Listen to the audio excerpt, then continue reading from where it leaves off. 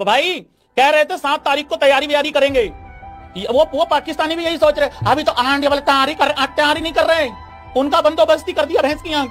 यहाँ हम हिंदुस्तानी, अबे भाई आज तैयारी करनी है, तैयारी करनी है। इतनी देर में पाकिस्तानियों को पेल आए की कह रहे हैं यार भाई हमारे साथ जाती हुई है, यहाँ पे भी वो कहेंगे जाती हुई है। और अभी तो तुम रुको, ये भिखारी देखना क्या क्या ट्वीट करेंगे, इनकी ऐसी की तैसी अभी देख।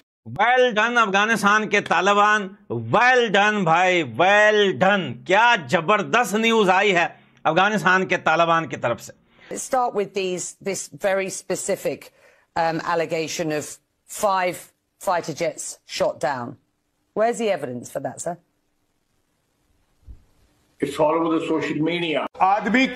उस आदमी को ठीक है, आसिम मुनीर को सुअर की खाल में उसको उड़ा के उसको नचवाया नहीं, नोएडा में मेरा नाम नहीं। तुम लोग क्या बात करते हो? सेना ने ऑपरेशन सिंदूर के दौरान रफाल और सुखोई को मार गिराया। क्या है दावों की सच्चाई, चलिए जानते हैं। सच्चाई जानने के लिए हमने वायरल तस्वीर को रिवर्स सर्च किया। हमें टाइम्स ऑफ इंडिया की वेबसाइट पर छपी 4 साल पुरानी एक रिपोर्ट मिली। रिपोर्ट में वायरल तस्वीर मौजूद है। तस्वीर के साथ लिखे कैप्शन के मुताबिक ये भारतीय वायुसेना IAF का एक MiG-21 लड़ाकू विमान है जो पंजाब के मोगा जिले के लंगियाना खुर्द गांव के पास खेतों में दुर्घटनाग्रस्त हो गया। अफगानिस्तान के तालिबान फॉर्मर एम्बेसडर मौलाना अब्दुल सलाम ज़ईब ने एक इंटरव्यू देते हुए कहा कि ये जो जंग है इस टाइम पाकिस्तान और हिंदुस्तान के बीच में, इसका मजहब से कोई लेना देना नहीं है। झपटे और आनन फानन 5 जहाज जिनमें 3 रफेल, उनको मार गिराया और उनको ऊंधे मुंह वो कश्मीर पर जाकर गिरे।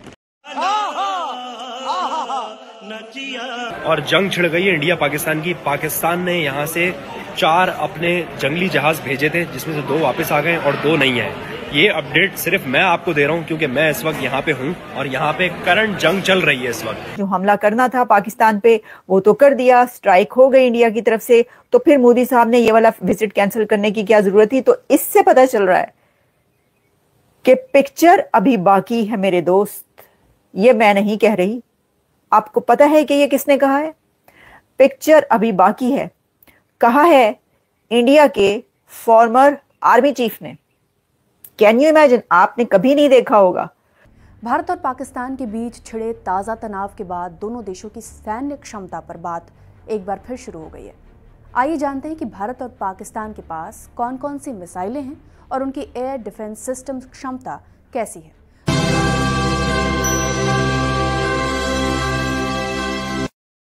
हेलो फ्रेंड्स, वेलकम टू ये रिएक्शन। तो दोस्तों, पाकिस्तान की जो डिफेंस मिनिस्टर हैं, उनका ये कहना था कि भारत के हमने जो 5 फाइटर प्लेन को उड़ा दिया है, जी हाँ, उनको इंटरसेप्ट कर लिया, लेकिन इसकी प्रूफ कोई नहीं दे सकी। और जैसा कि आपने वीडियो की स्टार्टिंग में देखा कि किस तरह से CNN की न्यूज एंकर ने पाकिस्तान के डिफेंस मिनिस्टर की हेकड़ी निकाल दी। उनका कहना है था कि कहाँ है वो एविडेंस जहां पाकिस्तान टारगेट कर रहा है, कि क्लेम कर रहा है कि 5 फाइटर प्लेन को हमने निकाल दिया, यानी उनको टारगेट कर दिया है, उनको मार गिराया है। लेकिन सबूत सिर्फ एक यही है कि एक राजस्थान का MiG-29 क्रैश हुआ था, एक कहीं और का क्रैश हुआ था। उसने सोशल मीडिया पे रात से ही फैला रखा है। चलिए देखते हैं इसके ऊपर खुद आगे क्या बातें कर रहे हैं पाकिस्तानी। तो भारत की अग्नि 5 मिसाइल जमीन से 5000 से 8000 किलोमीटर तक मार कर सकती है। दूसरी तरफ पाकिस्तान की शाहीन 3 मिसाइल की मारक क्षमता 2750 किलोमीटर है। भारत के हथियारों के मामले में रूस पर निर्भरता ज्यादा है और पाकिस्तान की चीन पर। पश्चिम के देश लंबे समय तक भारत को मिसाइल तकनीक देने से परहेज करते रहे, लेकिन फ्रांस और भारत ने मिलकर मिसाइल तकनीक पर काम किए हैं। इनमें इंटरकॉन्टिनेंटल बैलिस्टिक मिसाइल यानी ICBM भी शामिल है।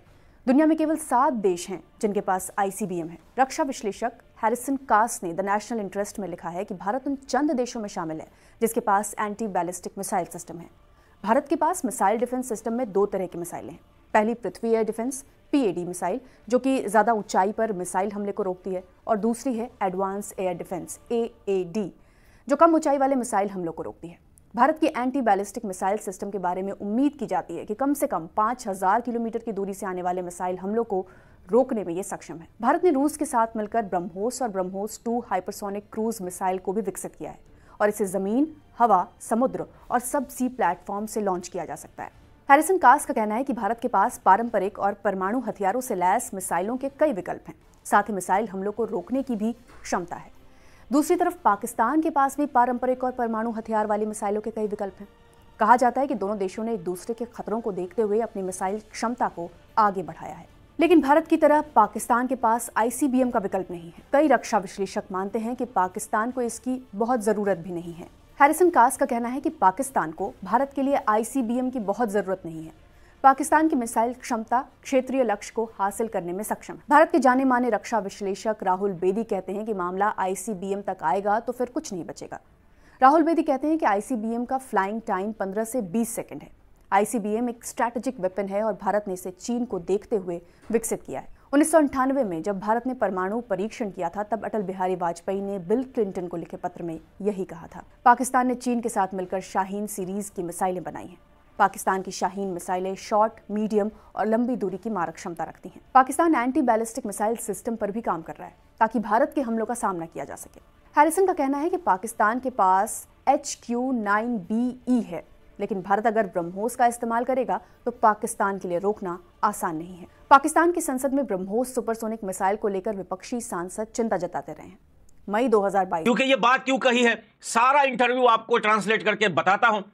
पाकिस्तान की मीडिया अब ये न्यूज चला रही है कि इंडिया ने जो है वो मिसाइल्स डायरेक्ट मस्जिदों को हिट किया है और उन्होंने जो है मस्जिदें शहीद की है, मस्जिदें गिराई है, मस्जिदों को तोड़ा है। उन्होंने जो है मजहब के नाम पे पाकिस्तान में उन्होंने मिसाइल दागे हैं। सबसे पहले तो बात ये करते हैं, पहलगाम से स्टार्ट करते हैं। पहलगाम में जो है धर्म पूछ के मारा गया था बेगुनाह लोगों को। तो भाई धर्म पूछ के मारा गया और धर्म बता के बदला लिया गया ऑपरेशन सिंदूर के नाम से, वो तो वहां पे खत्म हो जाता है। अब बात आती है मजहब की, जो पाकिस्तान एक बार फिर जो है इस्लाम के नाम पे लोगों के जज्बात जो है वो जज्बातों में लेके आ रहा है लोगों को कि यार उठो यार, हिंदुस्तान ने, हिंदुओं ने ये कर दिया।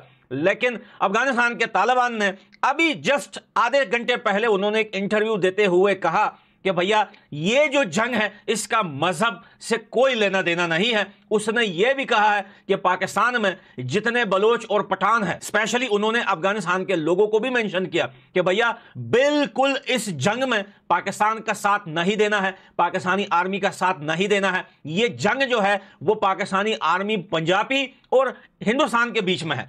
इनसे, इस जंग से मजहब का कोई लेना देना नहीं। जो पाकिस्तानी मीडिया ढोल रचा रहा है कि भैया मस्जिदें तोड़ दी, भैया ये गलत बात है। पाकिस्तानी आर्मी जाने, भैया वो पंजाबी जाने और भाई हिंदुस्तान के मिसाइल जाने कि उन्होंने उनको कहां टोकना है। तो भाई इस बात को लेकर जो है पाकिस्तान के ऑफिशियल न्यूज चैनल को मिर्ची लग गई और भाई तालिबान के इस जो है एम्बेसडर की जो है वो इंटरव्यू लगाते हुए कहा कि तालिबान जो है वो इतने, पता नहीं वो बोलते हैं ना, इतने हरामखोर हो चुके हैं, इतने इस्लाम से दूर हो चुके हैं कि अब पाकिस्तान में अगर हिंदू आकर मस्जिदों पे हमला करते हैं तो तालिबान कहते हैं कि नहीं भाई इसका मजहब से कोई लेने देने नहीं। हम तो दोस्तों देखा आपने किस तरह से पाकिस्तानी न्यूज एंकर क्लेम कर रहे हैं कि 5 फाइटर को मार गिरा है, लेकिन सच में सिर्फ सोशल मीडिया पे बातें हो रही हैं कि हाँ 5 फाइटर प्लेन को पाकिस्तानी ने मार गिराया है।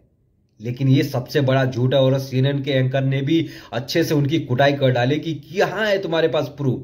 BBC ने भी यही क्लेम किया कि तुम्हारे पास प्रूफ किधर है, सिर्फ हवाबाजी चल रही है पाकिस्तान की तरफ से। लेकिन जो क्लेम है पाकिस्तान आर्मी की फटी पड़ी है कि अगर इंडिया वापस अटैक कर दिया तो पाकिस्तान एक तरह से नस्ता नाबूद हो जाएगा।